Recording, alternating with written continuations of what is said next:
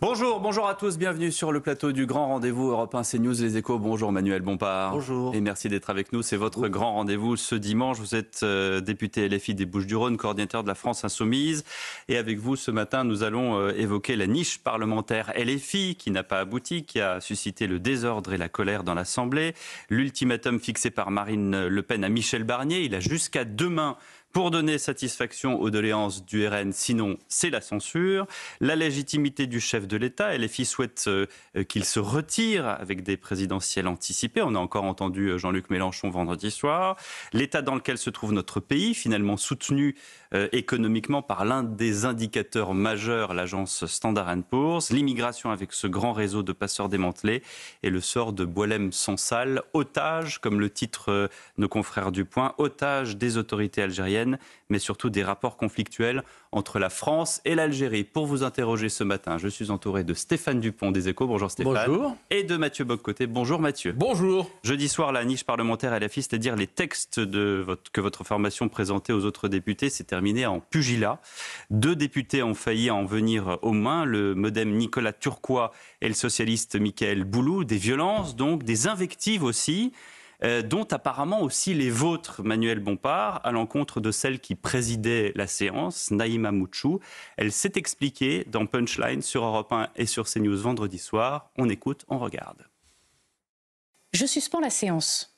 Je l'ai suspendue à plusieurs reprises, il y a eu des rappels au règlement. Je descends du perchoir et Manuel Bompard vient vers moi, m'interpelle et les yeux dans les yeux me dit à plusieurs reprises « Tu vas le payer ». Tu vas le payer, oui, tu le paieras, tu es complice et tu le paieras, y compris électoralement. C'est une intimidation. Voilà, c'est une mise sous pression insupportable.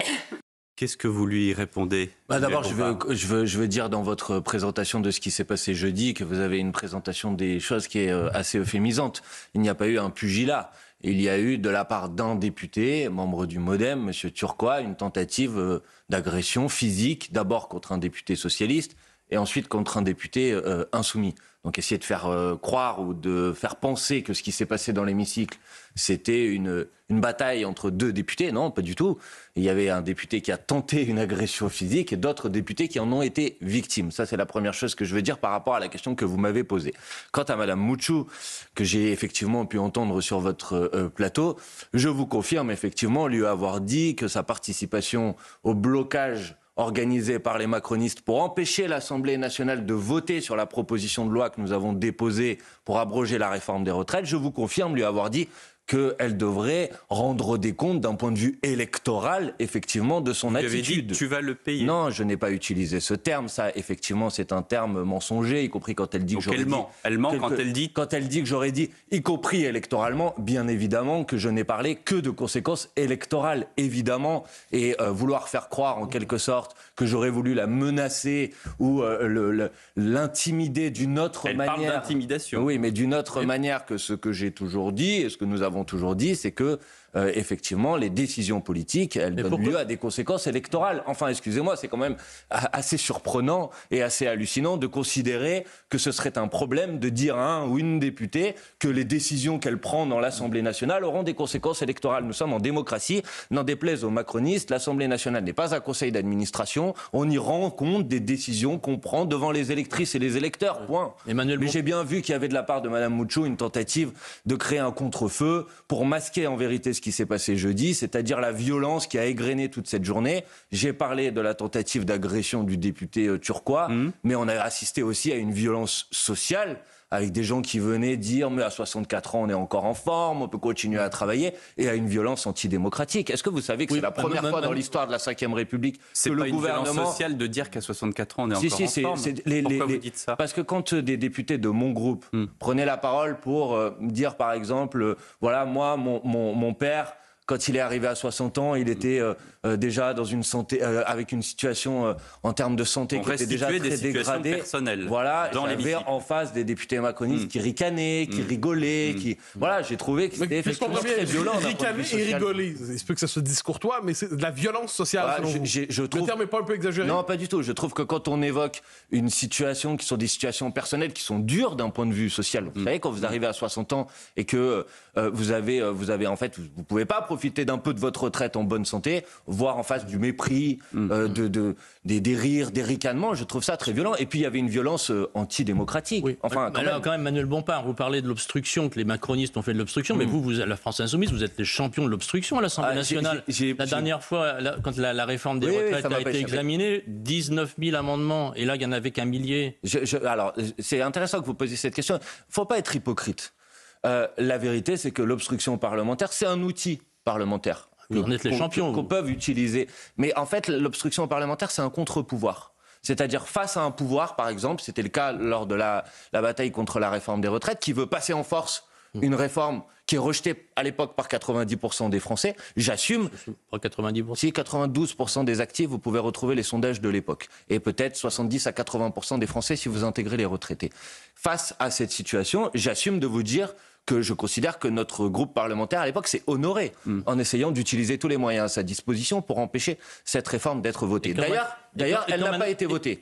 La réforme des retraites, elle est passée par 49.3. Là, en l'occurrence, ce qui est différent dans la journée de jeudi, c'est que c'est le gouvernement, c'est-à-dire le pouvoir en place qui utilise l'obstruction parlementaire contre l'initiative des députés. Juste. Le principe, je vais m'arrêter là, le principe d'une niche parlementaire est garanti par la Constitution. C'est-à-dire il y a une autre journée dans l'année dans laquelle un groupe d'opposition peut décider des textes qu'il inscrit à l'ordre du jour de l'Assemblée nationale. Par son attitude, le gouvernement en fait a détruit ce principe constitutionnel, puisque si dorénavant vous ne pouvez plus décider du texte que vous mettez à l'ordre du jour, alors il n'y a plus de niche parlementaire. Juste pour clore sur ce sujet des violences, et vous avez parlé de violences sociales, je vous entends Manuel Bompard, est-ce que vous présentez vos excuses à Naïma Moutchou ce matin sur Europe 1 et sur CNews ? Évidemment que je ne m'excuserai pas d'avoir simplement dit à une députée vous avez que dit son tu vas le attitude... payer. Non, alors, je vous ai dit précisément, c'est pas vrai. je vous ai dit précisément l'inverse tout à l'heure. Donc, si vous Diriez-vous qu'elle est en train de se victimiser d'une certaine manière? Certainement, oui. Et je pense surtout qu'elle a tenté de faire une forme de contre-feu par rapport à l'agression dont s'est rendu coupable. Parce que ça, c'est pas parole contre parole. L'agression du député turquois, il y a des vidéos, vous pouvez les montrer si vous voulez. Donc, évidemment que je n'ai jamais menacé qui que ce soit d'autre chose que de conséquences électorales. C'est une adversaire politique ou c'est une ennemie? Parce que de la manière dont vous lui parlez...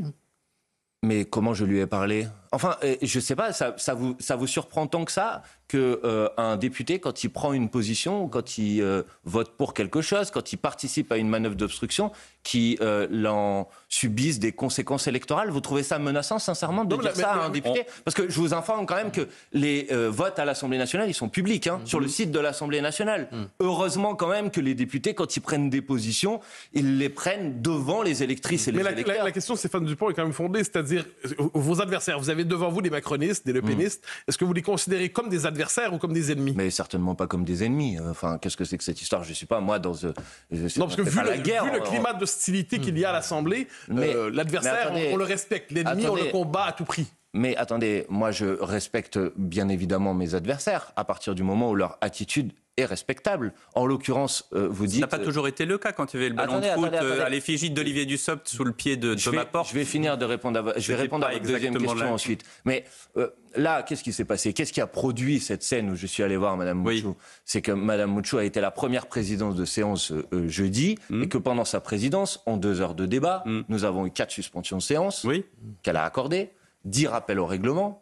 Et qu'en 2 heures de débat... C'est fondé, ça, j'imagine. C'est sur du désordre où elle n'a pas suspendu les séances. C'est l'arroseur arrosé, vous êtes spécialiste de ce genre de choses. Je vais vous montrer à quel point ce n'est pas un problème d'adversaire, d'ennemi ou je ne sais pas quoi. C'est que les séances suivantes dans la journée, elles ont été présidées d'abord par M.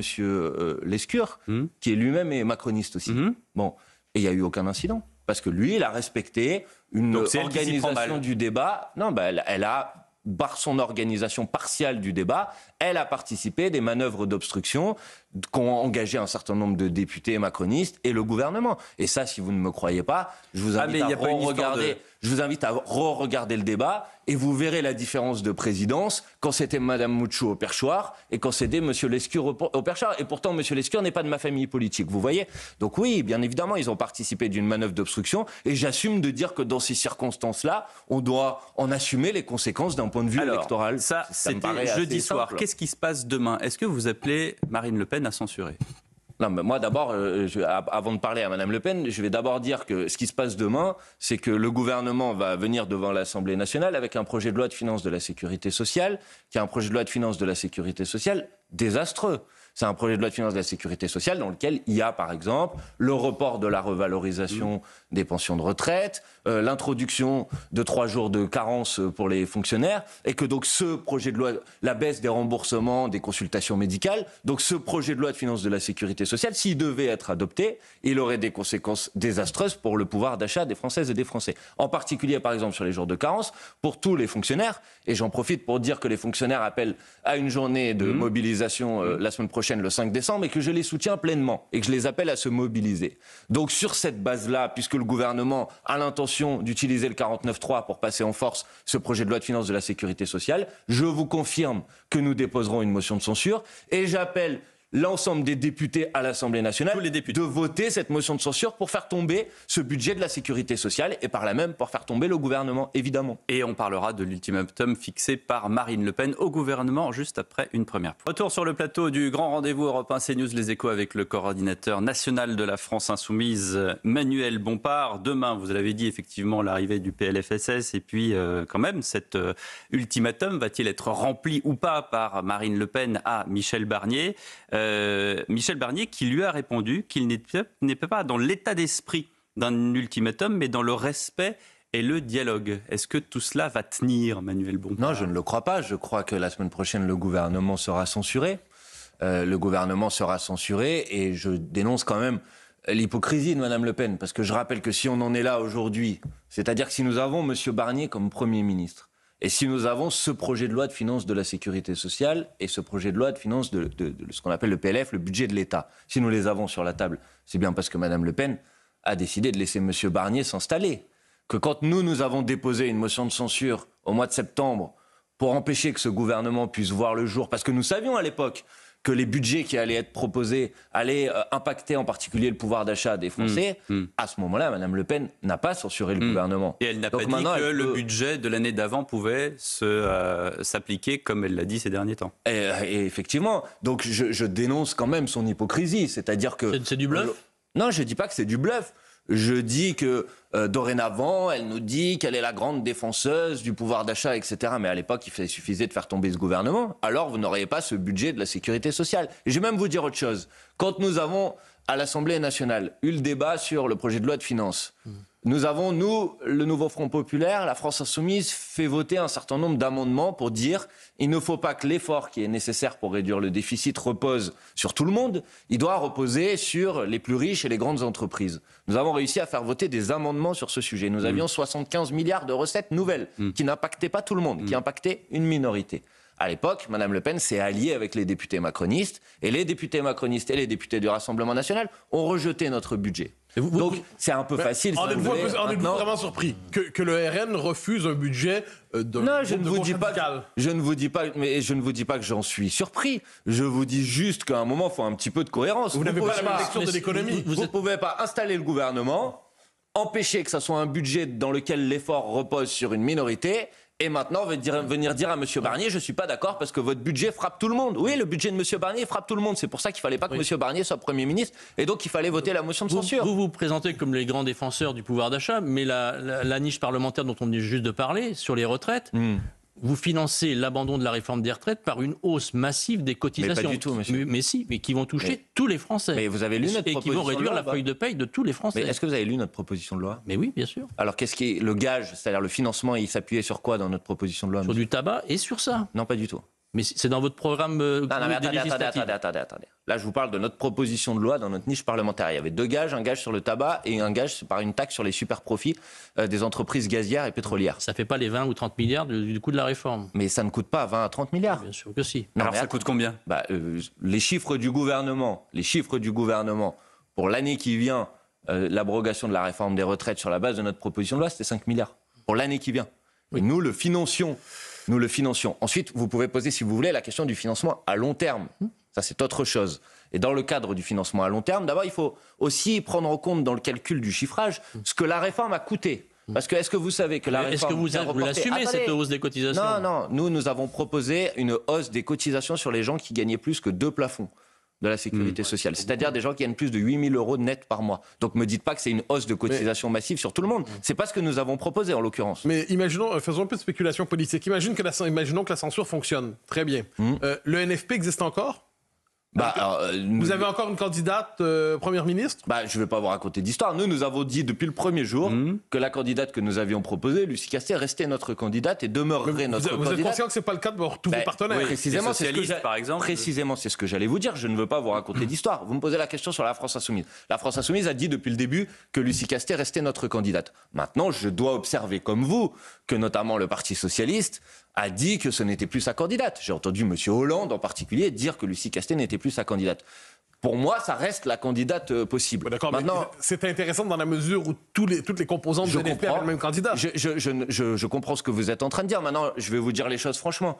Je pense que, en quelque sorte, on n'en est plus vraiment là. C'est-à-dire que si le gouvernement de Michel Barnier tombe, je pense que la question qui va être posée, en vérité, c'est celle du départ du président de la République. Voilà. Je pense qu'on n'est plus, au moment où la question... Donc Mme Castet, c'est du passé? Non, je ne dis pas c'est du passé. Je continue à lui apporter... C'est ce que vous dites. Non, je continue personnellement à dire que si M. Macron nommait Lucie Castet comme Première ministre, nous serions prêts effectivement à constituer un gouvernement et à mettre en place une autre politique.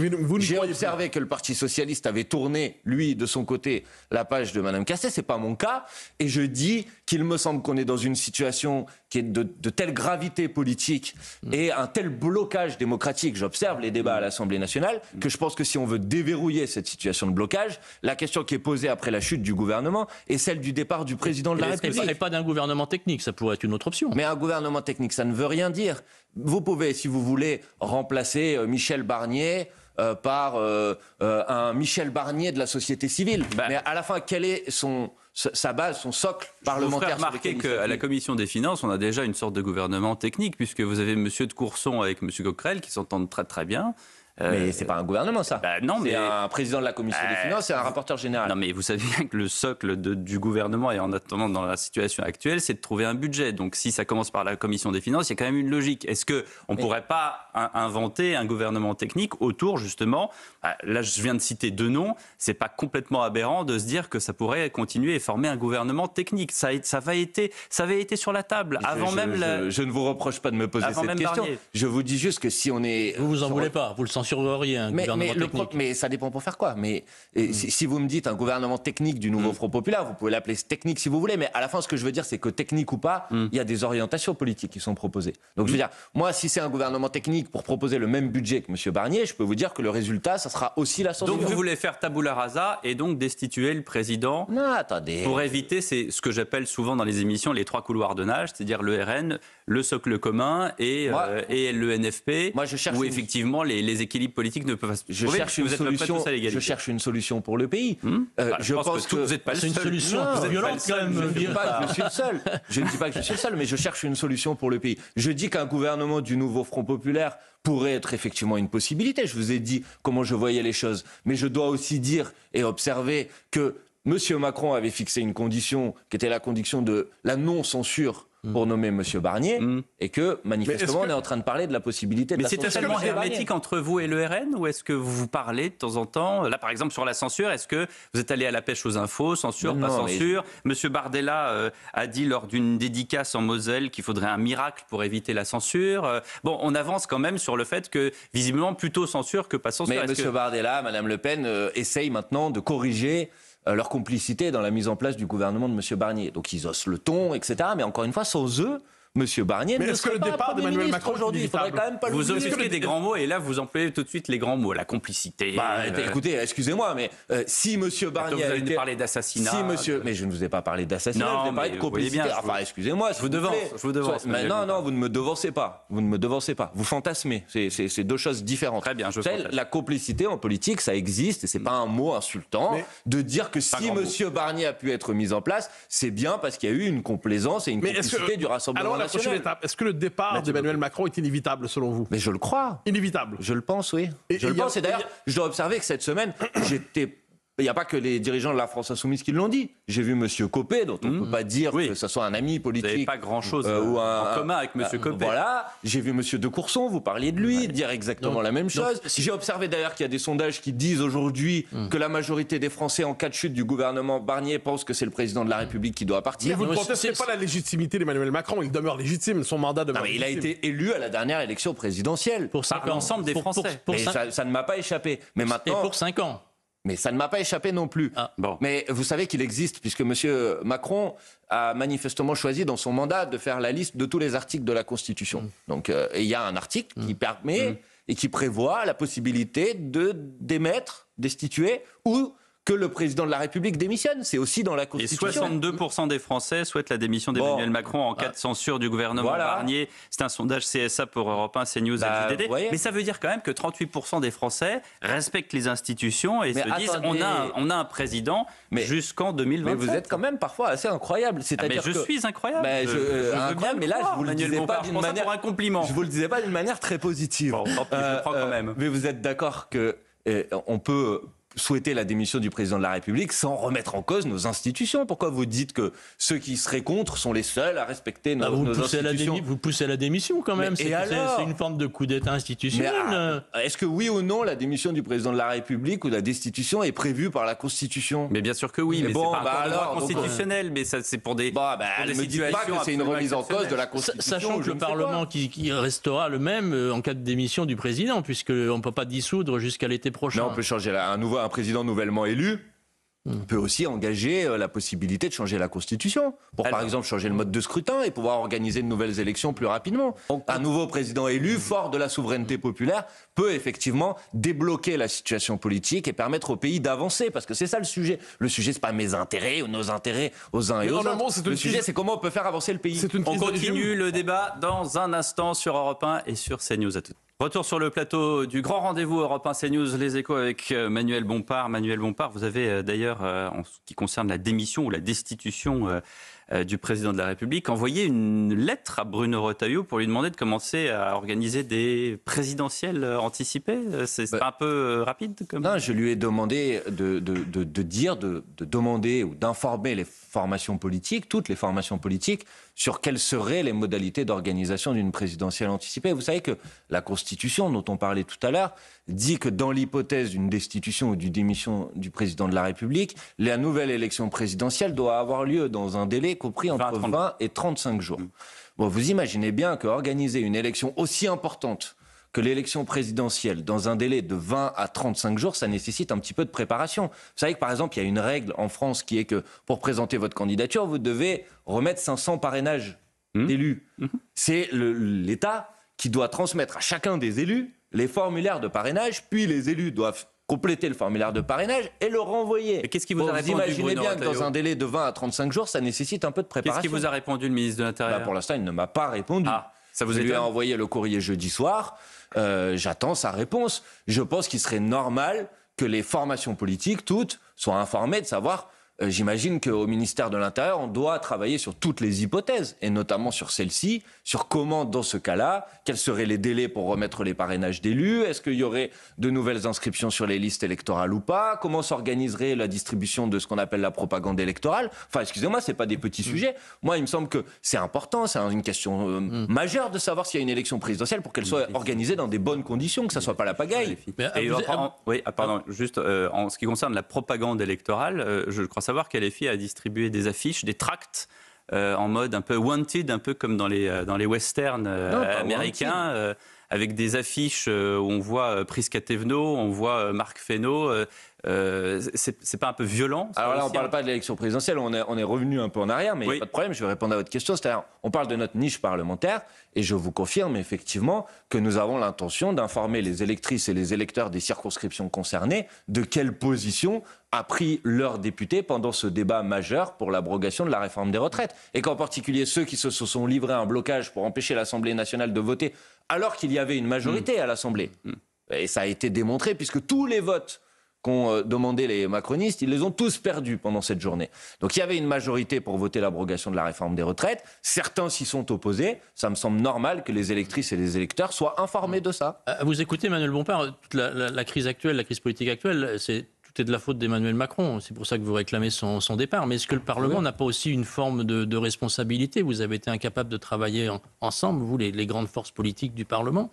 Et comme LFI est un parti qui réclame la 6ème République et plus de parlementarisme, c'est un peu contradictoire, non? Alors, beaucoup de choses sont de la faute d'Emmanuel Macron. Ça, vous avez raison. D'abord, c'est lui qui a dissous l'Assemblée nationale et c'est quand même lui qui est responsable de cette nouvelle situation à l'Assemblée nationale. En ce qui concerne notre capacité à travailler avec d'autres, que les choses soient claires, M. Barnier a dit « j'ai un budget, je veux faire 60 milliards d'euros d'économies ».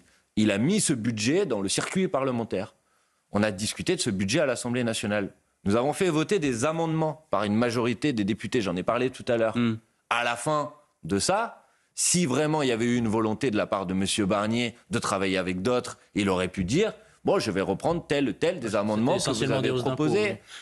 Et alors, c'est interdit en France de décider, par exemple, je vous donne un exemple, je ne vais pas faire toute la liste, de 2 amendements qui me paraissent par exemple importants. On a fait voter à l'Assemblée nationale l'introduction d'une taxe qu'on appelle la taxe Zuckman sur le patrimoine des milliardaires. Ça ne concerne pas tout le monde, contrairement à ce que j'entends à longueur de journée. Ça concerne 147 personnes. Ça permet de rentrer entre 13 et 15 milliards d'euros dans les caisses de l'État. C'est 25% de l'effort demandé par M. Barnier. Ensuite, on a proposé un dispositif pour permettre que les multinationales paient leurs impôts en France et pas qu'il y ait des processus d'évasion fiscale. Ça rapporte 25 milliards d'euros.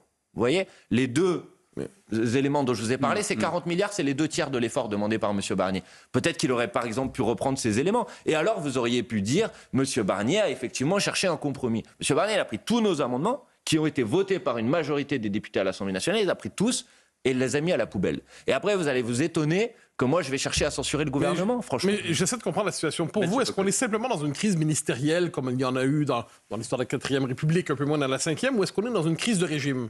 C'est-à-dire un double cordon sanitaire contre vous d'un côté, contre le RN de l'autre, un socle commun de plus en plus étroit, un gouvernement incapable de former une majorité. Est-ce que c'est une crise de régime comme on en a déjà connu en France? Ouais, je crois qu'on est au-delà d'une simple crise gouvernementale, parce qu'on est dans une situation de blocage et que ceux qui se maintiennent, s'accrochent au pouvoir, en vérité, n'ont plus la légitimité populaire et non plus la légitimité parlementaire pour le faire. C'est-à-dire qu'ils cherchent à imposer une politique, à imposer un budget contre l'avis d'une très grande majorité des Français et contre l'avis d'une majorité des députés à l'Assemblée nationale. Vous savez, il y a une formule assez célèbre qui dit la crise, c'est au moment où en bas on ne veut plus et en haut on ne peut plus. Ben, je crois qu'on en est là. Vous avez fait, en tout cas Jean-Luc Mélenchon, qui était en réunion publique avec des militants ce week-end, un rapprochement entre ce qui se passe maintenant et la situation de la démission du général de Gaulle en 1969. Est-ce que c'est vraiment comparable? Par définition, deux situations ne sont jamais exactement comparables. Mais évidemment que ce qui s'est passé à l'époque... je n'étais pas né personnellement, mais moi non plus, j'ai consulté un petit peu mes livres d'histoire. C'est quand même un moment où le président de la République, parce qu'il demande l'avis aux Françaises et aux Français sur un sujet, et démontre qu'il... Un sujet anodin d'ailleurs. Qui démontre qu'il n'est plus majoritaire, donc qu'il n'a pas le soutien populaire. De ce point de vue-là, on est un peu dans la même situation. C'est-à-dire qu'on a un président de la République, certes, qui a été élu il y a 2 ans, dans des circonstances dont tout le monde peut se rappeler quand même, c'est-à-dire qu'il est élu sans enthousiasme, qu'immédiatement dans l'élection législative après... Dites ça à ceux qui croyaient en Emmanuel Macron au début. Non, je pense que... 58% des voix quand même. Ouais. Certes, mais vous ne pouvez pas ignorer que le vote... la deuxième fois en particulier d'Emmanuel Macron, deuxième tour de 2022 cette fois-ci. Se fait en 2022, se fait notamment par rejet de Mme Le Pen à l'époque. Il y a beaucoup de gens qui ont voté pour lui alors qu'ils ne croyaient pas à son programme et à son projet. Vous avez voté pour lui ? Personnellement, j'ai appelé avec Jean-Luc Mélenchon, on a appelé à battre Marine Le Pen et je crois qu'on a bien fait. En ce qui concerne ma position de vote individuelle, vous savez, je vais vous raconter, il y a un truc quand vous allez dans le bureau de vote, c'est que vous prenez un bulletin, que vous le mettez dans une enveloppe, vous rentrez dans un isoloir. Certains disent. Certains le disent, ils ont le droit de le dire. Vous avez le droit de ne pas le dire. Certains n'hésitent pas à dire leur vote. Vous, de votre côté, vous ne dites pas pour qui vous avez voté. Non, je ne dis pas mon vote, mais par principe. Parce que je pense que c'est important de garder un principe. Ce que je peux vous dire, ça c'est certain, c'est que je n'ai pas voté pour Mme Le Pen et j'en suis bien fier quand je vois, y compris ce que fait Mme Le Pen aujourd'hui. Parce que ce à quoi on a assisté pendant le débat parlementaire, c'est la démonstration que le Rassemblement national, aujourd'hui, en quelque sorte, c'est la même politique économique qu'Emmanuel Macron, mais avec en plus des curseurs supplémentaires dans la haine et le rejet de l'autre. Et aujourd'hui, vous pratiquez la même hiérarchie politique, c'est-à-dire entre Emmanuel Macron et Mme Le Pen, Mme Le Pen demeure l'ennemi principal? Non, mais moi, je combats les deux. Et en l'occurrence, aujourd'hui... Vous avez dû trancher. Vous trancheriez de la même manière aujourd'hui? Mais attendez, aujourd'hui, la question qui nous est posée, c'est pas Mme Le Pen qui gouverne ce pays, c'est M. Macron. Et la politique c'est M. Barnier. Ouais, enfin, c'est M. Macron, le président de la République, et M. Barnier, le Premier ministre. La politique qui est mise en place aujourd'hui dans ce pays, je la combats. Et la combat sans aucune hiérarchie avec quoi que ce soit. Justement, Michel Barnier a suivi Marine Le Pen, notamment en lui donnant des gages sur l'AME. Sur le sujet de l'immigration, on se souvient de la phrase de Bruno Retailleau, l'immigration n'est pas une chance pour la France. On a appris en cette fin de semaine qu'un réseau de passeurs a été démantelé, 26 interpellations, 11 millions d'euros d'actifs saisis, des passeurs qui demandent entre 15 et 26 000 euros pour un trajet et qui fournissaient visiblement des papiers, etc. Mais en condamnant la politique menée contre l'immigration, est-ce que vous encouragez les passeurs, Manuel? Mais évidemment non. Au contraire, en fait, c'est le fait d'avoir, depuis des années et des années, voté des lois qui cherchent, en fait, à couper toutes les voies légales de migration, qui poussent, en vérité, des gens à utiliser des voies illégales de migration et donc à partir de ce moment-là, qui entretient, qui favorise l'activité de réseaux de passeurs qui exploitent des êtres humains et qui effectivement s'en mettent plein les poches. Les Français votent des lois pour stopper l'immigration légale, des gens décident d'entrer illégalement et finalement vous donnez raison à ces gens qui entrent illégalement. Non, je ne donne raison à personne, monsieur Boccoté. Je vous dis seulement que si vous coupez toutes les voies légales de migration, alors que en vérité tout le monde le sait, n'en déplaise à monsieur Retailleau, la France a besoin d'immigration. D'un point de vue économique en particulier, la France a besoin d'immigration et je ne veux pas réduire, bien évidemment, les gens qui sont sur le territoire français à un apport économique, mais c'est une réalité. Il n'a jamais dit qu'il y avait d'un point de vue démographique également, d'un point de vue démographique également. Et donc il y a une forme d'hypocrisie qui est une hypocrisie totale. Maintenant, vous m'avez posé dans votre question, vous m'avez parlé de la question de l'aide médicale d'État. Ben, je veux vous dire quand même sur ce sujet à quel point M. Barnier essaye d'éviter la censure au prix du déshonneur et qu'en vérité, il a le déshonneur, mais il aura quand même la censure. Parce que participer de cette campagne qui dure depuis maintenant des mois et des mois, pour essayer de faire croire que l'aide médicale d'État est une sorte de privilège indu et tout simplement scandaleux. Vous savez, l'aide médicale d'État, c'est un dispositif qui consiste à permettre à des gens qui sont sur le sol français, en situation irrégulière, de pouvoir disposer des soins minimums pour la santé publique. Et des soins maximum aussi, de se refaire le nez, de se refaire les oreilles. Mais vous savez que vous dites, pardonnez-moi, je suis désolé, je ne veux vraiment pas m'en prendre à vous, mais vous savez que ce que vous racontez... Vous avez décidé de m'en prendre à moi. Non, je ne veux pas m'en prendre à vous, mais ce que vous êtes en train de dire est juste complètement faux, en fait. Je ne crois pas, mais nous allons... Donnez-moi un exemple d'une personne qui s'est refait le nez avec l'aide médicale d'État. Est-ce que vous en trouvez ? Non, vous n'en trouverez pas. Je vais vous expliquer pourquoi vous n'en trouverez pas. Parce qu'il y a un panier de soins qui est assez largement défini sur l'aide médicale d'État et qui se concentre sur des soins urgents. Il peut arriver, par exemple, suite à des situations, par exemple un cancer, qu'il puisse y avoir effectivement dans le panier de soins une prise en charge d'opération, par exemple pour se refaire les seins, par exemple pour donner cet exemple, suite à un cancer du sein. Est-ce que vous savez que l'aide médicale dans ce cas-là ne prend en charge que la part remboursée par la sécurité sociale, c'est-à-dire à peu près 10% de la dépense qui va coûter... Comme tous les Français si vous n'avez pas de mutuelle. Exactement. Sauf que la différence, c'est que les personnes dont vous êtes en train de parler n'ont pas de mutuelle. Oui. Donc, en l'occurrence, vous allez m'expliquer... Mais il n'y a pas que les personnes qui ont l'AME qui n'ont pas de mutuelle. Mais évidemment. Vous allez donc m'expliquer qu'une personne qui a droit à l'AME, donc qui gagne moins de 850 euros par mois, d'accord, va être capable, sur ses deniers propres, parce qu'elle n'a pas de mutuelle, une fois que les 10% d'une dépense qui va coûter 2 000 ou 3 000 euros vont être pris en charge par l'AME, va être capable d'aligner la différence. Et bien, si vous me trouvez la personne qui gagne moins de 850 euros par mois et qui est capable de mettre 2 700 euros ou 2 600 euros sur la table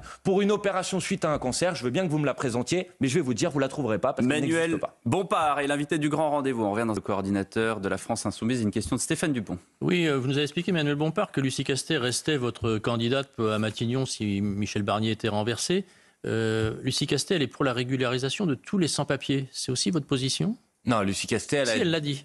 Non, attendez. Ah, s'il vous plaît. Et je crois qu'elle a précisé un petit peu ses propos, si je peux me permettre. En tout cas, je peux vous dire quelle est la position du programme que nous avons défendu ensemble. C'est la régularisation des travailleuses et des travailleurs sans papier et d'un certain nombre de personnes, par exemple des parents qui ont des enfants scolarisés à l'école. Oui, dans ce cas-là, je pense que on doit sortir de cette forme d'hypocrisie. C'est-à-dire que vous avez aujourd'hui des gens en France qui travaillent, qui ont un emploi, qui ont un contrat de travail, qui payent des cotisations, mais qui n'ont pas les papiers. Je trouve ça juste stupéfiant et scandaleux. Donc oui, je pense qu'il faut sortir de cette situation d'hypocrisie et régulariser l'ensemble des travailleuses et des travailleurs sans papiers.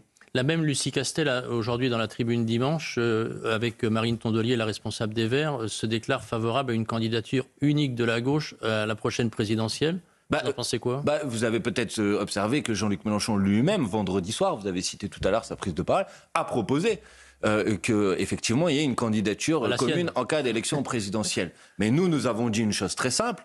Nous avons dit que s'il y a une élection présidentielle anticipée, c'est-à-dire un délai, je vous l'ai dit tout à l'heure, compris entre 20 et 35 jours, on ne va pas faire croire qu'on va rentrer dans 15 jours de palabres et de discussions pour essayer d'identifier laquelle. Donc nous, ce que nous disons, c'est que s'il y a une élection présidentielle anticipée, nous les Insoumis qui quand même, il y a 2 ans, avons fait 22% des voix à l'élection présidentielle et avons aujourd'hui le groupe parlementaire le plus nombreux à gauche, nous ferons une proposition de candidature issue de nos rangs et nous espérons que cette candidature, sur un programme de rupture, puisse être une candidature commune. De Jean-Luc Mélenchon. Mais je ne vous ai pas dit de Jean-Luc Mélenchon, je vous ai dit que les Insoumis... On l'a compris. Mais je vous ai dit que les Insoumis feront une proposition de candidature. Maintenant, quant à Jean-Luc Mélenchon, j'ai déjà répondu à cette question. Il me semble évident que si l'élection présidentielle anticipée dont on a parlé tout à l'heure doit avoir lieu dans les prochaines semaines ou dans les prochains mois, il me semble évident qu'il est aujourd'hui la personnalité la mieux placée à gauche pour permettre à la gauche d'être au 2e tour et de gagner, tout simplement. Mais autant la gauche est capable de s'unir pour les législatives, autant pour la présidentielle, ça risque d'être plus compliqué. On voit en ce moment François Hollande annoncer à demi-mot son possible retour. On voit que la gauche est moins unie en ce moment qu'elle ne l'était il y a quelques semaines et quelques mois. Donc vous croyez une candidature unique à gauche ? Je vois bien que le Parti socialiste, puisque c'est de ça dont vous êtes en train de me parler, après avoir fait l'union du nouveau Front populaire, multiplie depuis maintenant plusieurs semaines des propos et des actes qui sont des actes de division. Je vous donne un exemple. Les sociotraites. Attendez. Je n'ai pas utilisé ce terme-là. Je dis qu'il multipliait des actes de division. Non mais attendez, juste... Regardez par exemple, quand le candidat proposé par Anne Hidalgo pour les prochaines élections municipales à Paris, M. Ferraud, dit « Nous nous allierons avec les Insoumis, ni au premier tour, ni au 2e tour ». Puisque c'est ce qu'a dit M. Ferraud dans la presse. Comment vous pouvez dire ça et en même temps, au niveau national, faire comme si il y allait avoir une candidature commune avec les socialistes ? Moi, je ne suis pas hypocrite, je dis les choses franchement. Si M. Ferraud pense qu'il ne peut pas s'allier au premier tour ni au 2e tour des élections municipales à Paris avec les Insoumis, j'imagine qu'il considère donc qu'il ne peut pas être allié avec les Insoumis aux élections législatives ou aux élections présidentielles. J'en prends acte, je regrette la tentative et la volonté du Parti socialiste de rompre avec le nouveau Front populaire et l'union que nous avons constituée aux dernières élections législatives. Et je dis à tous les autres, continuons à avancer ensemble parce que c'est ce qui nous permettra d'avoir le plus de chances possible pour pouvoir gagner la prochaine élection présidentielle. S'il y a une présidentielle anticipée, chacun ira sous ses couleurs, les socialistes et vous. Donc il y aura 2 candidats. C'est pas ce que j'ai dit. J'ai dit que j'espérais, j'avais l'intention de proposer une candidature commune, mais je dois avoir l'honnêteté de vous dire que je vois bien que les signaux qu'envoient aujourd'hui les dirigeants socialistes sont plutôt des signaux de division. On parlait de François Hollande qui était en place et en poste quand il y a eu les attentats du Bataclan. Votre parti souhaite abroger le délit d'apologie du terrorisme. Non. Quoi ? Dites les choses franchement, dites la vérité. Alors dites la vérité à ma place. Pas les gens. Qu'est-ce que j'ai dit ? Vous dites que nous voulons abroger le délit d'apologie du terrorisme. Qu'est-ce qu'il y a écrit dans la proposition de loi que nous avons déposée ? Qu'est-ce qui est écrit dans la PPL que vous avez ? Quel est le titre ? Abroger le délit d'apologie du terrorisme du Code pénal. Du Code pénal. Pourquoi ? Pour le remettre dans le droit de la presse. Pour le remettre dans le droit de la presse. Il n'y a que le dire comme ça quand même. Ça évite de désinformer les gens et de leur faire croire, comme l'ont dit un certain nombre de responsables politiques depuis, que nous voudrions autoriser l'apologie du terrorisme. C'est pas du tout ce que nous avons proposé. C'est ce que disaient les socialistes. Proposé... Non, mais les socialistes, ceux qui disent ça, disent n'importe quoi. Parce qu'il faut qu'ils apprennent à lire. Nous proposons... Mais quand Bruno Retailleau dit que vous faites l'apologie du Bataclan, qu'est-ce que vous lui répondez ? Précisément que c'est un menteur. Un manipulateur. Monsieur le ministre de l'Intérieur est un menteur. Quand il dit ça, oui, évidemment, c'est un menteur. Ou alors qu'il ne sait pas lire une proposition de loi. Et alors là, je trouve ça très inquiétant pour un ministre de l'Intérieur. Parce que s'il savait lire une proposition de loi, et notamment l'exposé des motifs de cette proposition de loi, nous disons une chose très simple. Depuis que la loi a été modifiée en 2014, effectivement, sous François Hollande, le délit d'apologie du terrorisme a été instrumentalisé pour s'en prendre à des syndicalistes, à des responsables associatifs, à des journalistes, à des responsables politiques de LFI, à des responsables politiques de la France Insoumise, pour des faits qui ne s'apparentent bien évidemment pas à de l'apologie du terrorisme. Nous disons quoi ? Nous disons qu'il faut le remettre dans le droit de la presse pour éviter ces dérives et ces abus. Et nous ne sommes pas le seul à le dire. Monsieur Trévidic, ancien juge antiterroriste, dit exactement la même chose que nous. L'ancien défenseur des droits, monsieur Toubon, qui est là aussi issu de la droite, dit la même chose que nous. Et monsieur Montbrial dit le contraire de monsieur Trévidic. Mais monsieur Toubon... C'est juriste contre juriste. D'accord, mais donc on a le droit d'en débattre. Oui, on a le droit d'en débattre. C'est pas une infamie de poser une question. Mais on est en train d'en débattre, Manuel Bompard. Mais la manière avec laquelle... Si, la manière avec laquelle le débat a été présenté, pas par vous, peut-être, si vous voulez, dans les médias et sur votre chaîne en particulier depuis une semaine, c'est de donner l'impression que les insoumis veulent qu'on puisse faire l'apologie du terrorisme. Je vous donne la parole Et monsieur Retailleau dit ça. Et je vous donne... Est-ce que vous savez, parce qu'on parlait de notre niche parlementaire jeudi, est-ce que vous savez que dans le cadre de cette niche parlementaire, la députée macroniste Prisca Thévenot a déposé un amendement pour faire blocage, dans lequel elle proposait d'infliger une taxe supplémentaire sur les terroristes. Vous ne trouvez pas ça honteux d'instrumentaliser les victimes du terrorisme pour faire de l'obstruction parlementaire? C'est celle qui figure sur vos affiches. Personne n'en a parlé. C'est les affiches. Et personne n'en a parlé. Donc vous voyez, nous on pose un débat qui est un débat sérieux. Comment on fait en sorte de pouvoir s'attaquer à l'apologie du terrorisme de manière intelligente et pas en dévoyant ça pour aller s'en prendre à des responsables politiques ou à des responsables associatifs à qui on peut reprocher leur position, pas de problème, mais à qui c'est absolument ignoble de faire croire qu'ils font l'apologie du terrorisme. Vous posez la question sur le plan juridique, il y a aussi une dimension politique aussi. C'est-à-dire, d'un côté, j'imagine, je n'ai aucun doute, quelqu'un qui dirait le Bataclan était nécessaire pour résister contre l'islamophobie française, vous diriez c'est absolument condamnable. Je n'en doute pas de ce instant. Mais quelqu'un qui dit le 7 octobre est un acte de résistance nécessaire, bien que malheureux, est-ce que pour vous c'est de l'apologie du terrorisme? Mais je peux ne pas être d'accord avec ces propos, mais ne pas considérer que c'est de l'apologie du terrorisme. Mais est-ce que c'est de l'apologie? Le 7 octobre était nécessaire. Est-ce que c'est l'apologie du terrorisme? Monsieur Boccoté, je ne suis pas juge. Non, je vous demande comme responsable politique. Mais évidemment que comme responsable politique, je ne suis pas d'accord avec l'idée qu'on puisse considérer qu'un acte qui soit un acte terroriste soit nécessaire. Mais est-ce que c'est de l'apologie du terrorisme selon vous? De dire quoi? Le 7 octobre était nécessaire, c'est un acte de la résistance nationale palestinienne. Est-ce que c'est de l'apologie du terrorisme pour vous? Si vous donnez une appréciation positive d'un acte terroriste, je ne sais pas si vous en faites l'apologie, mais en tout cas, vous donnez une appréciation positive, ça me paraît effectivement problématique, y compris d'un point de vue juridique, mais en l'occurrence, personne n'a fait ça. Et il y a des gens... Personne parmi les gens dont je vous ai parlé à cet instant qui ont été poursuivis pour apologie du terrorisme n'ont fait ça. Rima Hassan, Daniel Obanno. Non, elles sont sous le coup, effectivement, de plaintes pour apologie du terrorisme. Donc vous voyez bien quel est le problème. C'est que des gens qui n'ont pas dit ce que vous êtes en train de dire sont poursuivis pour apologie. Je veux pas accuser personne à fiche de gens qui pourraient dire ça, mais moi, je m'en fiche pas parce que c'est pas mon sujet. Je ne veux pas personnaliser. Il y en a une d'elles qui a dit que c'était un mouvement de résistance. Non, elle n'a pas dit ça. Mais mon sujet est pas celui-là. Mon sujet est de savoir si le cadre légal tel qu'il est aujourd'hui permet ou conduit à des abus. Et oui, il conduit à des abus. Parce que le fait d'avoir mis ce délit dans le code pénal permet, par exemple, d'utiliser des comparutions immédiates, des mises sous surveillance, des surveillances téléphoniques. Parce que Mathilde Panot, qui est présidente d'un groupe parlementaire, en vertu de la poursuite contre elle sur la base du dévoiement de cet article, pourrait être mise sous écoute, sur écoute. Franchement, vous ne trouvez pas que c'est problématique d'un point de vue démocratique qu'une présidente d'un groupe parlementaire pourrait être mise sous écoute, sur la base du dévoiement de ce délit? Tout ça n'a pas de sens. Il faut protéger les libertés individuelles si on veut lutter de manière efficace contre le terrorisme, et certainement pas qu'au nom de la lutte indispensable et nécessaire contre le terrorisme, ça se traduise par une remise en cause de nos libertés fondamentales. Je vais même vous dire, en faisant ça, en quelque sorte, on donne raison aux terroristes, parce que les terroristes, ce qu'ils veulent faire, c'est fragiliser notre cadre démocratique et le respect de nos droits fondamentaux et de nos libertés fondamentales. Donc je pense que c'est une grave erreur de rentrer dans cette voie-là, de s'entêter dans cette voie-là. Donc je pense que c'est un débat raisonnable de se poser la question de comment on lutte mieux contre l'apologie du terrorisme tout en protégeant nos libertés fondamentales. En tout cas, il y en a un qui est poursuivi pour terrorisme et subversion, c'est Boualem Sansal en Algérie. Est-ce que, comme Éric Coquerel, vous demandez sa libération? Mais évidemment, et contrairement d'ailleurs, là j'ai lu un article du Point sur ce sujet, Éric Coquerel a demandé sa libération, j'ai demandé sa libération, Mathilde Panot a demandé sa libération. J'avais vu un article du Point hier qui disait que la France Insoumise n'avait pas demandé sa libération, donc c'est complètement faux. Ça mérite d'être clair ce matin avec nous. C'était déjà suffisamment clair, j'ai pris la parole mardi matin, Éric Coquerel lundi matin, enfin bon bref, je ne sais pas pourquoi on cherche des noises à la France Insoumise sur ce sujet. Évidemment. Peut-être parce que M. Coquerel a eu du mal à définir un islamiste cette semaine sur Sud Radio. Ça n'a rien à voir, si vous voulez qu'on parle après de M. Coquerel, on en parle, mais en l'occurrence là vous étiez en train de me poser la question concernant M. Sansal. En effet. Et en ce qui concerne M. Sansal, évidemment qu'il n'est pas normal qu'il est inacceptable qu'on puisse être arrêté en raison de ses écrits et de ses opinions politiques, qu'on partage ou qu'on ne partage pas d'ailleurs des opinions politiques qui ont pu être exprimées. C'est une certitude. Et j'aimerais que cette règle-là, on l'applique à tout le monde. C'est-à-dire qu'on ne peut pas être d'accord avec le fait qu'une personne soit arrêtée en raison de ses opinions politiques. Est-ce que diriez-vous de ce point de vue qu'aujourd'hui, Boualem Sansal, c'est le visage de la cause de la liberté d'expression aujourd'hui?